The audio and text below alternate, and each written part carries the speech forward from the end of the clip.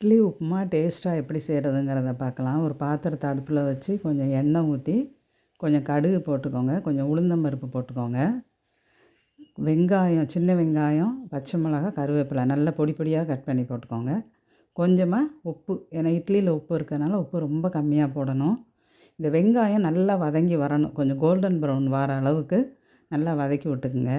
இந்த இட்லி உதுத்தா இந்த மாதிரி வராது சில பேருக்கு. அதுக்கு காரணம் என்னன்னாக்கா, அது வந்து கெட்டி கெட்டியாக வந்துடும்.